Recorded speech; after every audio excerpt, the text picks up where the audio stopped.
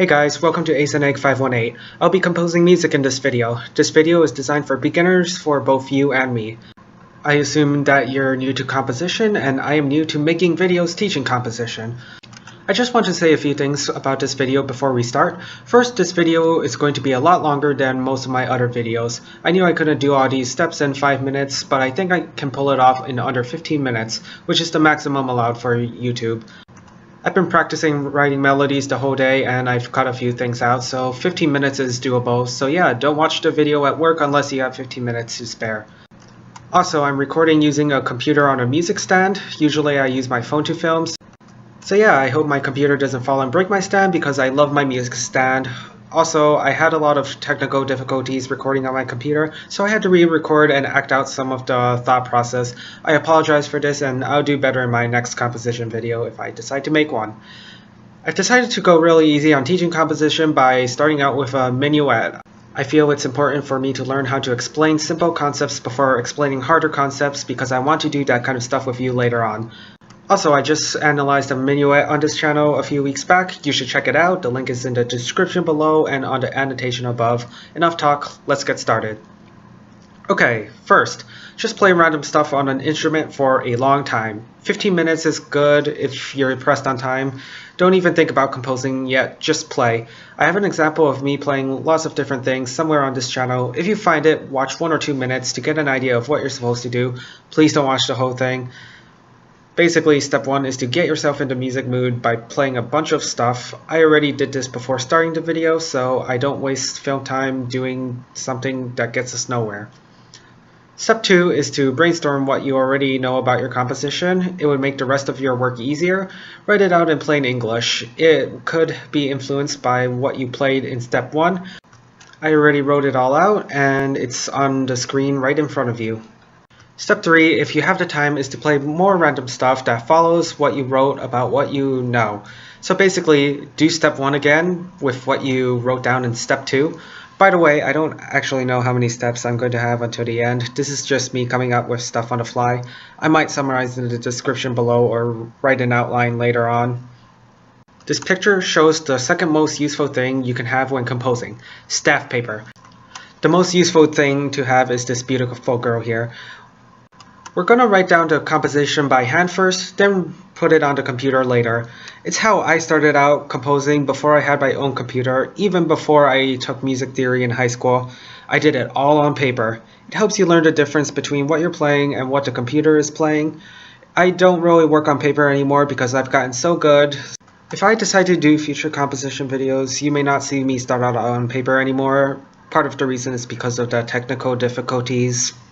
Is to finally transcribe what you're playing. I'm going to play some stuff now and write down anything good I come up with. Most of what I'm going to be playing is based on ideas before filming this. Since I'm doing this on video, I might actually forget about writing this. I'm going to pause the video and rewatch the video and write down all my ideas. Alright, so...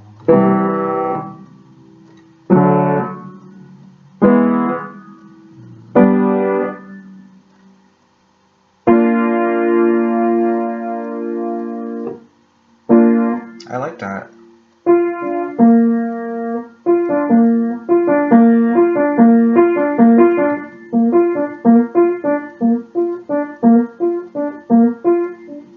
Would I want to listen to that when I'm listening to a minuet? Probably not.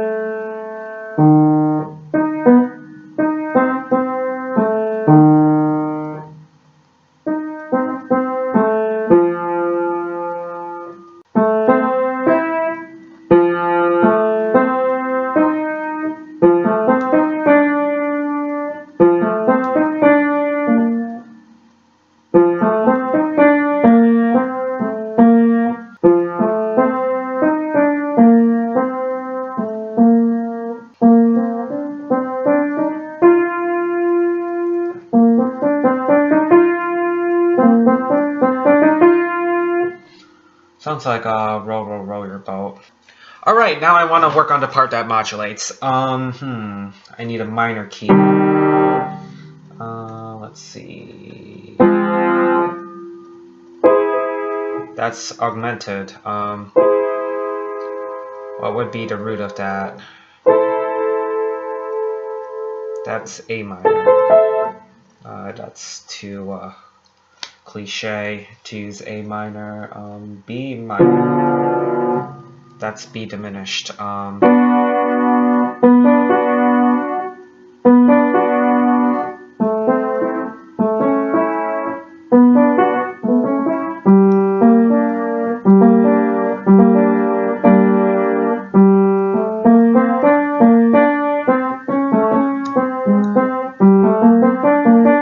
Okay,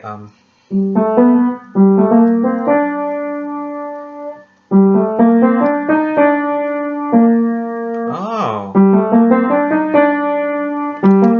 Don't die.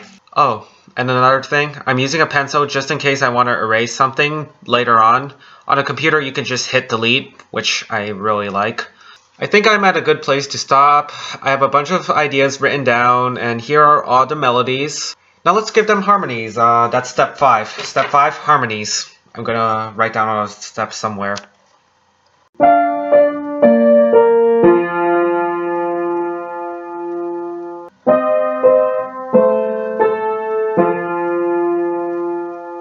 And of course, I'm not gonna use all of these ideas in my final piece.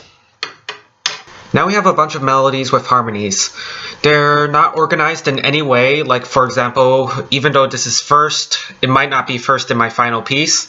Here's my final structure. It fits with the description I described at the beginning of this video. And as you can see, I've numbered this 1 and 2. They correspond to measures 1 and 2 of my little scratch pad here. 9 and 10 are both in the minor modulation, so I'm just going to go ahead and work on my B section and label this 9 and 10 right here. So that's the beginning of my modulation. Now I want to focus on what my measure 3 could be. It could be my measure 3 that's already on here, so after I play,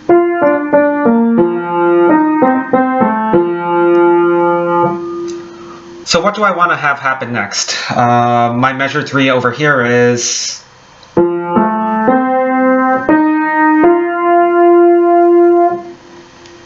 or better yet,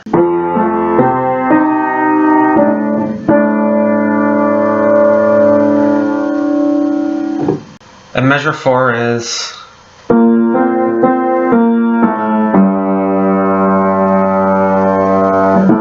I might need to change the harmony on that if I want to include it. Measure 5 is...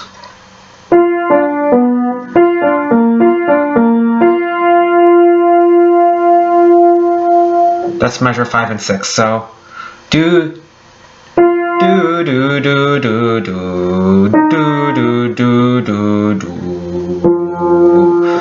I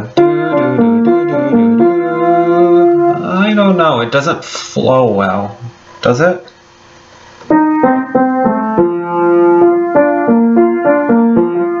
I kind of like the octave jump.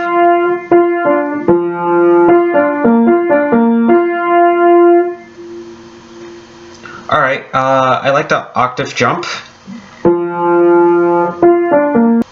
Yeah, so measure 6 is going to stay the same as before, except now it's going to be measure 4 in my final, and this is going to be measure 5 star.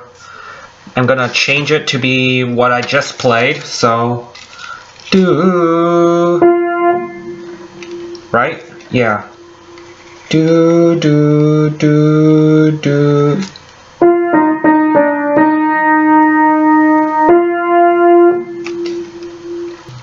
Let's go back to the beginning after that. Do, do, do, do, do, do, do, do, do, do.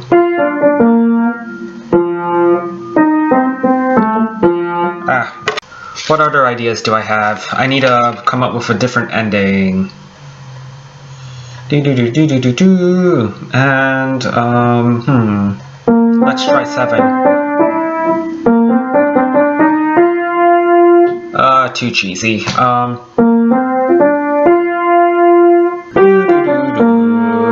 So I'm gonna play measures 1 and 2 of my list of ideas first again, and now I need to come up with another ending. I am gonna try measures 20 and 21. Let's see where that takes us. Sounds like a good final. That's gonna be my last measure. Right, so I only have 1, 2, 3, 4, 5 more measures to figure out what they are. I will be right back. Alright, so I'm back. It looks more complete now, and yeah, let's fill out the rest of this. One of the hardest thing about this structure that I've chosen is that I've chosen it to go A, where both A sections are the same and both B sections are the same. In reality, I would have first and second endings to distinguish the introduction from itself and the ending from itself.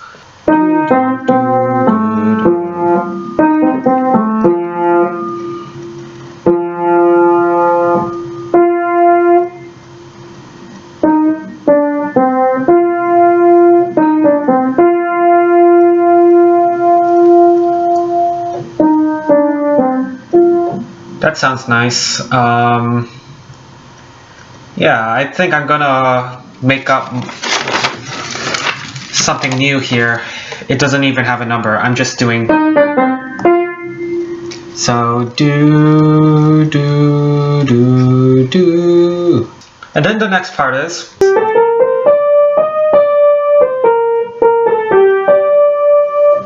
It looks good. Except that there's a few empty spaces here. I'm gonna deal with them later, but that would be step 7. Step 7 would be to fill those empty spaces up. And I did have some ideas back here, but I'm not sure if I like them. Now, we already talked about texture, structure, pitch, rhythm, and harmony. I made a video a while ago about the 7 elements of music. I've been taking concepts I presented in that video to make this video. Yeah, it's like all my recent videos have been pointing towards this one. Hint, hint, it actually has. Sorry about the many advertisements on this video. I know you're just here to learn how to start composing. Anyways, looking back at my 7 elements of music, timbre is just the piano, and the last is articulation. That's something I haven't talked about much during this process. I am a terrible player, as you can already see, so I'm going to head on over to the computer and think about the articulation that I want for this piece. So here's the Minuet on the computer. That's step 8. Write it out on the computer and listen to it. MuseScore is free, so use that. I filled out everything I wanted to, and I'm gonna skip the explanation of why this version and the handwritten version are different. But basically, once I put it on the computer, I changed a few pitch errors that I would not have caught if I stayed on the piano. I find this extremely helpful, and it's something I wish I had growing up, to have a different perspective of how others may play my composition. When I got this program, I was very surprised at how different my composition sounded on the computer versus what I wanted my music to sound like. I think we're on step 9 now. Step 9 is to add articulation. I'm going to experiment with the articulation until I find a sound I like.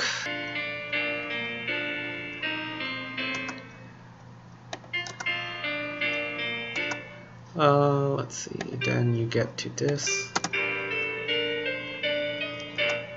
Alright, so kind of want you louder. Kind of don't want you as loud as the louder section.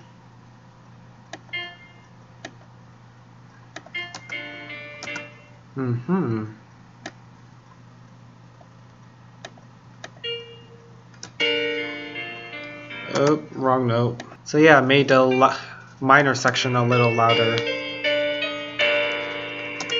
Why did I do double fortes? Yeah, so the second section comes out as a big surprise there, and let's see.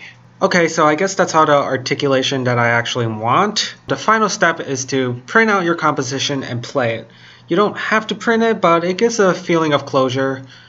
You're finally done with it, and now you should give it to someone else to play. Or you can play it yourself, but I'm terrible at playing, so I'm not gonna do that. And that's the end of the video. Thanks for watching.